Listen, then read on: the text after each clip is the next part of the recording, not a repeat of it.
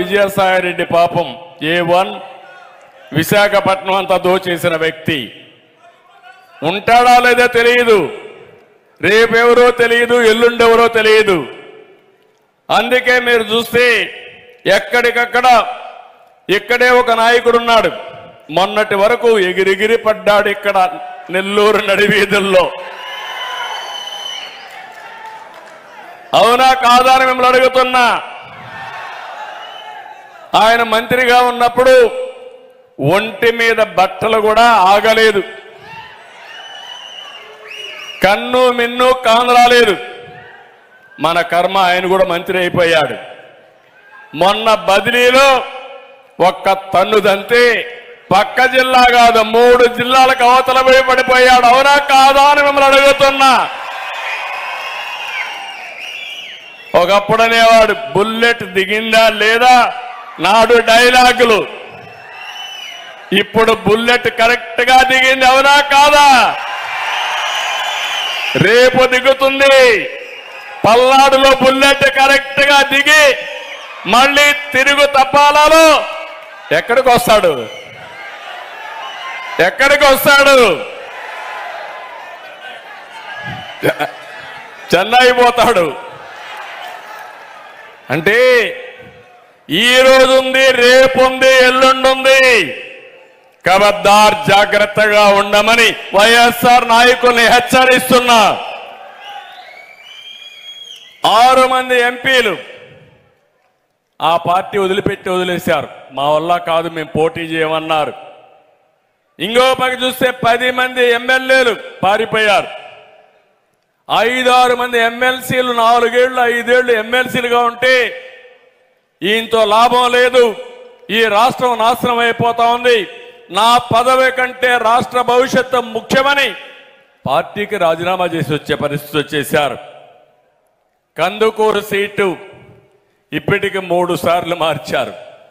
ఇప్పుడు వచ్చిన ఆయన మళ్ళా ఉంటాడో లేదో నాకు తెలియదు. కనిగిరిలో చెత్త, కందుకూరులో బంగారం అవుతుందా తమ్ముళ్ళు?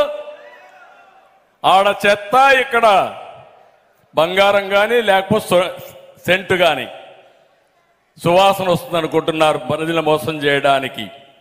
ఈయన్నే కాదు, గంగాధర్ నెల్లూరులో 3 సార్లు మార్చేశారు. ఆయనైతే డిప్యూటీ సీఎం ఏకంగా.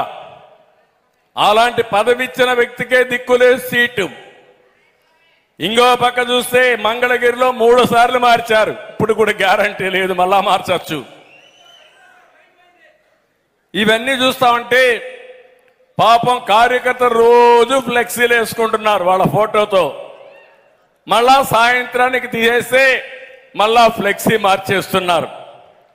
అంటే ఫ్లెక్సీలు మార్చినంత సులభంగా క్యాండిడేట్లు మార్చేస్తున్నాడంటే దేశ రాజకీయాల్లో ఎప్పుడన్నా చూశారా తమ్ముళ్ళు అని మిమ్మల్ని అడుగుతున్నా. ఇది రాజకీయమా అని మిమ్మల్ని అడుగుతున్నా. ఈ రాజకీయాల్ని మీరు ఆమోదిస్తారని ప్రజలను అడుగుతున్నా. ఇలాంటి వ్యక్తులు ఇప్పుడు మాట్లాడితే 175 గెలుస్తాడంట. వైనాట్ కుప్పం అంట. నేనన్నా 175, మా చెల్లెమ్మ చెప్తా గుండు 0. వైనాట్ పులివెందల నిన్నే చెప్పింది వాళ్ళ సోదరి. ఆ విషయం కూడా చెప్తాను. ఇలాంటివన్నీ చూస్తే జగన్ ఒక బ్లఫ్ మాస్టర్. ఇతను ప్రతి విషయంలో మోసం, దగా, తప్పుడు సమాచారం తప్ప ఎప్పుడు కూడా ఏది మాట్లాడే పరిస్థితిలో ఉండడు.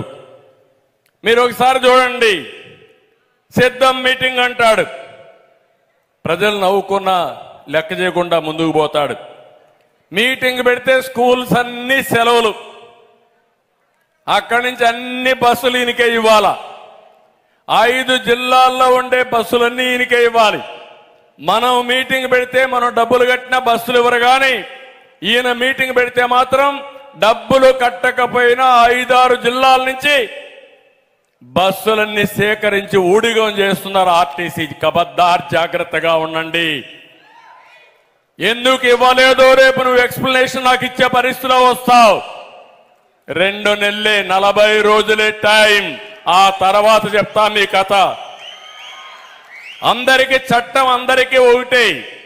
కొంతమందికి చుట్టంగా మారితే ఆ చుట్టంగా మార్చిన వాళ్ళని చట్ట వ్యతిరేక శక్తులుగా మా తమ్ముళ్ళు చెప్తున్నారు.